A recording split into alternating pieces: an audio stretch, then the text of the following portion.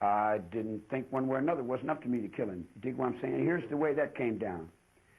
Kid come to me and says, Hinman owes me. I said, okay, what do you want me to do? He said, you're my brother, right? I said, yeah, that's right. He said, what do I do? I said, well, if you're big enough, go get your money. If you're not, sit down and keep quiet. He said, what would you do? I said, it's money, man. It's not worth the trouble. You dig? Let's go party, you know? I mean, what do we need money for? You know, we make it. We print it up, you know. It's got our faces on it, you know. Well, you know, why did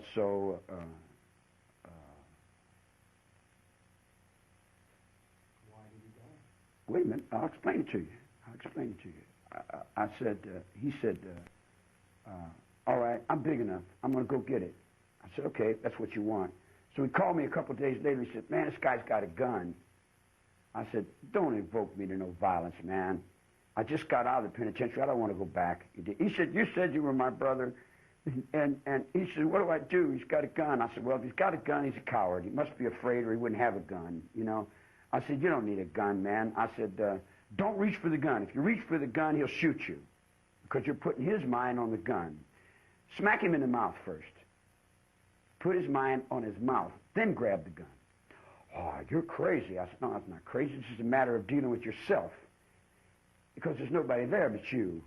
You know, go take the gun or show me. So I said, don't, you know, so I got involved. So here I go. Bruce, McGregor, Davis, and I go over to Hinman's house.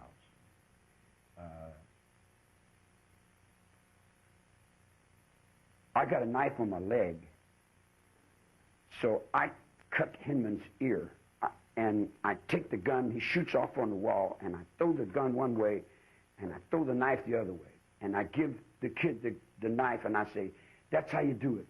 Don't bring me into this no more. Don't bring me into no violence. Then I'm thinking, I got to scare this character. So I am what they call in the underworld, I'm a bad actor. I say, all right, now I got to kill you, Hinman. He said, oh, don't kill me. I said, if I don't kill you, you're going to tell my parole officer, he's going to put me back in prison. He said, no, I won't tell. I said, you give me your word as your bond, and your bond as your life, you won't tell. He said, I give you my word as my bond, and I look back at the Frenchman, and the Frenchman's standing there with the knife, and the gun's laying over on the table in Norway. I think the king of Norway's got the gun. The North Sea's dying, right? So all them Walders, we were Walderses, what, in the 60s? 60s, we are.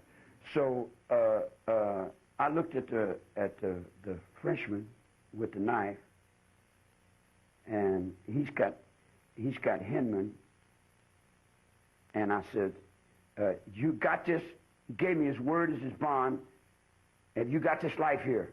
And he said, yeah. I said, are we in the truth here? And he said, yes, we're in the truth. I said, okay, I'm through with this. I'm gone out of this. And I left. We patched his ear up. We put some Scotch tape on his ear. We fixed him up. He's back on the road. No problems. I'm out of there, man. I straightened it out. I said, pay the kid what you owe him. He paid him the money. They transferred the cars and made their deals. You dig what I'm saying? All I was the administrator there. I administrated justice to those kids. You dig? Was what it amounted to. So then Hinman got he got the knife. Oh, no, he got the gun. He got the gun. He said, I'm going to go kill that. And he said, well, and Bobby said, no, I can't let you do that. He said, you gave your word. And he said, well, no, that don't mean nothing to me. You know, he said, he cut my ear. I'm going to go blah, blah, blah. And Bobby said, no, I can't let you do that because he was standing up for me. Now I'm standing in his place. In other words, I was standing in his place. That's that line I'm trying to explain to you. You dig? When you walk that line and you're in truth with that cross and that chapel and that Bible and that book with that crown and that whatever it is that you guys are, you know, all the way back to where it started with Claymore and Wilson and all them dudes and all them graveyards and all them people that went through all them changes. All I'm doing is walking on the end of you guys. I'm way down here at the end of your foot. I'm walking. I'm running like a little rabbit, you know. Okay. So Bobby knows the one who killed him. No. So Hinman killed Hinman. That's the way it comes down to. If you look at it from, if you, no, wait a minute, no, it come like this. Hinman says he pushed by Bobby, and Bobby handed him the knife, a Mexican silver knife with a big eagle on it from that medicine man that smokes that stuff that's got the mushrooms around his neck, that comes from the sweat lodge, that comes from the man, that comes from the universe, that comes from God with this knife and that heart, you dig? And he says, I'll not let you harm him because he was standing in my place and he's my brother. You know Bogus? You know Bogus down in Hollywood? He'll witness to that with his life because he owes me one on that. You see what I'm saying? In other words, I got more lives on this road than mine. In other words, there's only one life, true enough, but there's many perspectives towards that life. So when he pushed by, he gave the knife to Hinman and told Hinman, kill me. And Hinman says, I don't want you. Boom. Bobby said, you gave your word as your bond, and your bond is your life. If you make one more move towards it, I'm taking you away. And he made the move. Bobby took him, and he died. I'm 3 days down the road, man. I'm in San Diego partying at the zoo. I don't have any idea what the hell's going on there. Well, now you owe Bobby. No, how do I owe Bobby?